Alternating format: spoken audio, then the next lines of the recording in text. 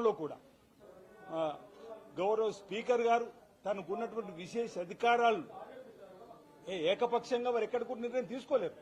ఇరుపక్షాల వాదనలు విన్న తదుపరి తీసుకున్న నిర్ణయాన్ని కూడా ఈరోజు స్వాగతించకుండా వ్యక్తిగతంగా విమర్శ చేయడం సరికాదు. ఒకవేళ మీకు ఈ తీర్పు నచ్చకపోతే హైకోర్టుకు వెళ్లే అవకాశం వెళ్ళాలి, కానీ ఈ విధంగా వ్యక్తిగతంగా నిందారోపణలు చేయడాన్ని మేము తీవ్రంగా తప్పుపడతా ఉన్నాం. ప్రధానంగా వివేక్ గారు, సంజయ్ గారు మీతో చెప్పిన వివేక్ గారేమో టీడీపీ నుంచి బీఆర్ఎస్ పార్టీ మారి వచ్చినటువంటి ఫిరాయింపుదారుల గురించి మాట్లాడేటువంటి సందర్భం, క్రాస్ ఓటింగ్ పాల్పడిన విద్యాసాగర్ కుమార్ ఉన్నటువంటి ఇప్పుడు కోర్టుల ఎమ్మెల్యే సంజయ్ గారు కూడా మాట్లాడే మాటలకు విలువ ఉంటుందా అనేటువంటి మాట దయచేసి ప్రజలు గమనించాలి.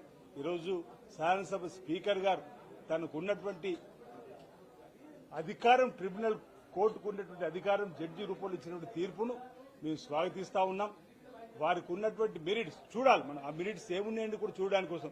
ఇప్పుడే మాకు జడ్జిమెంట్ కాపిస్తలేరు, మాకు ఇవ్వలేరు, అరే తీర్పు వచ్చిన మరుక్షణమే జడ్జిమెంట్ కాపస్తుందా? దాన్ని అప్లోడ్ చేస్తారు, లేదంటే 2 రోజులకో 3 రోజులకో తీసుకోవాలి. ఈరోజు హైకోర్టులో కానీ సుప్రీంకోర్టులో కానీ లేదు, మనకు తాలూకా స్థాయి కోర్టులలో కూడా జిల్లా స్థాయి కోర్టులలో కూడా ఒకవేళ ఏదైనా తీర్పు వస్తే వెంటనే తీర్పు పత్రులు రావు. మెరిట్స్ సంబంధించి కొన్ని చెప్తారు, దానికి సంబంధించి తెలిసి కూడా కావాలనే ఈరోజు ఈ విధంగా విమర్శ చేయడాన్ని మేము తీవ్రంగా తప్పుపడుతున్నాం. ఈ రోజు ఏదైతే తెలంగాణ రాష్ట్ర శాసనసభ స్పీకర్ గారు ఇరు పక్షాల వాదనలు విని మెరిట్స్ ప్రకారం తీసుకున్న నిర్ణయాన్ని మేము స్వాగతిస్తా ఉన్నాం.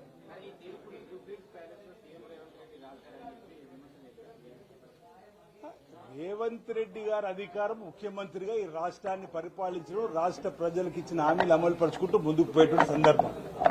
జూబ్లీహిల్స్ ఎన్నికల్లో కూడా మేము అదే చెప్పినాం, ప్రజలకు 10 సంవత్సరాల బీఆర్ఎస్ పార్టీ వైనాన్ని చెప్పినాం. ఆ 10 సంవత్సరాలు బీఆర్ఎస్ పార్టీలో యువరాజుగా మున్సిపల్ శాఖ మార్చుకున్న కేటీఆర్ గారు వైఫల్యం చెప్పినాం. ఆనాడు ముఖ్యమంత్రి కేసీఆర్ గారు వైఫల్యం చెప్పినాం. ఈ ఎన్నికల్లో మీ ఆశీర్వాదాన్ని ఇవ్వాలని చెప్పంటే పోలైన ఓట్లలో 51% ఈరోజు ప్రజలు తీర్పిచ్చారు. ఇప్పుడు స్థానిక సంస్థల ఎన్నికల్లో కూడా చూస్తున్నారు. మొదటి దఫా, 2వ దఫా, 3వ దఫాలో కాంగ్రెస్ పార్టీకి ప్రజలు ఆశీర్వాదాన్ని నిండిగిస్తున్నారు. 2 దఫాలు అయితే 67% ప్రజలు ఈరోజు కాంగ్రెస్ పార్టీ ప్రభుత్వానికి దీవెనలు ఇస్తే మీకు 27% కూడా దాటలేరు. ఈరోజు ముఖ్యమంత్రి రేవంత్ రెడ్డి గారు ఇందులో నేరుగా ఎందుకు వారి యొక్క జోక్యం చేసుకుంటారు అనేది కూడా మీరు ఆలోచన చేయకుండా వీళ్ళకి అసలు మా ముఖ్యమంత్రి రేవంత్ రెడ్డి గారు అంటే ఎందుకో కడుపు మంట, కళ్లల్లో నిప్పులు పోసుకుంటారు. ఏ అంశమైనా తిప్పి మళ్ళీ మా ముఖ్యమంత్రి రేవంత్ రెడ్డి గారి దగ్గరికి వస్తారు. అరే మీ ముఖ్యమంత్రి ఆనాడు మీ ముఖ్యమంత్రి కేసీఆర్ లాగా అప్రజాస్వామికంగా మేము పరిపాలన సాగిస్తలేము. ప్రజాస్వామిక పంతాలో మేము పరిపాలన సాగిస్తున్నాం. ప్రజలు చెప్పేది వింటున్నాం, ప్రజాప్రతినిధులు చెప్పేది వింటున్నాం. ఈరోజు స్పీకర్ గారు కూడా అన్ని ఆ రోజు ఈ పార్టీ ఫిరాయింపుల అంశానికి సంబంధించినటువంటి మా శాసనసభ నాయకులుగా ఉన్నటువంటి ఆనాటి ప్రతిపక్ష నేతలు ఉన్నటువంటి మా జానారెడ్డి గారు, బట్టి విక్రమార్క గారు మీ దగ్గరకు వస్తే కూడా దొరకని సందర్భాలు. అసలు ఆనాడు మీరు అసలు ఎవరైనా పట్టించుకుని ప్రజాస్వామ్యాన్ని పట్టించుకున్న పాపన వేరా మీరు అంటున్నారు. ఈరోజు సుప్రీంకోర్టు చెప్పినటువంటి తీర్పు ప్రకారం కూడా ఈరోజు మా ఇక్కడ ఉన్నటువంటి గౌరవ స్పీకర్ గారు ఈరోజు ఈ కార్యక్రమాన్ని సావధానంగా విని విపక్షాలు విని తీర్పిస్తే కూడా మాకు అనుకూలంగా రాలేదని చెప్పని ఈ విధంగా మాట్లాడడం విమర్శలు సరైనది కాదు. గౌరవ ముఖ్యమంత్రి రేవంత్ రెడ్డి గారికి ఈ తీర్పుకు ఎలాంటి సంబంధం లేదు. వారేమో పరిపాలనలో ఈ రాష్ట్రాన్ని అగ్రయోగంగా తీసుకొని పోవడానికి చేసే ప్రయత్నం చేస్తున్నాడు. ఓవైపు గ్లోబల్ సమ్మిట్ జరిగి ప్రపంచ స్థాయి సదస్సు ఇక్కడ జరిగితే ప్రపంచమంతా తెలంగాణ పేరు మారిమోగిపోతుంటే తెలంగాణ కోసం పుట్టినటువంటి ఈ పార్టీ టీఆర్ఎస్ పార్టీ బీఆర్ఎస్ గా మారి ఆ తర్వాత ఇక్కడ విమర్శించే కార్యక్రమం.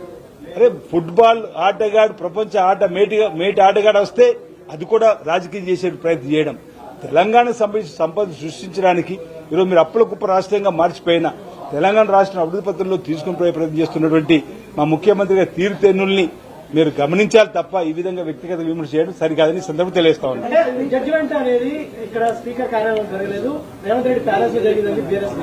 అది ఇప్పుడు అదే నేనేమంటున్నా, ఇది ముమ్మాటికి స్పీకర్ గారు 10 షెడ్యూల్ ఉన్నటువంటి